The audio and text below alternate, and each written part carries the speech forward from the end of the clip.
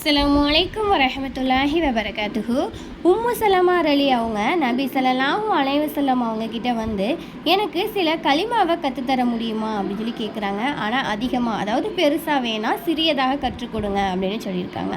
அதுக்கு முஹம்மது நபி ஸல்லல்லாஹு அலைஹி வஸல்லம் அவங்க இதோ கற்றுத்தருகிறேன் அப்படின்னு சொல்லிட்டு அல்லாஹு அக்பர் அப்படின்னு 10 தடவை சொன்னால் அதுக்கு அல்லாஹ் இது எனக்குரியது அப்படின்னு சொல்லுவானா.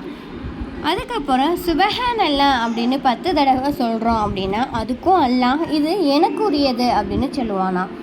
இது ரெண்டையும் நம்ம சொன்னதுக்கப்புறம் 3வது முறையாக அல்லாஹு மஃபிர்லி, யா அல்லாஹ் என்னுடைய பாவத்தை மன்னிப்பாயாக அப்படின்னு நம்ம 10 தடவை சொல்கிறோம் அப்படின்னா அல்லாஹு சுபஹானஹு தஆலாவும் 10 தடவை நான் மன்னித்து விட்டேன் அப்படின்னு சொல்லுவானா.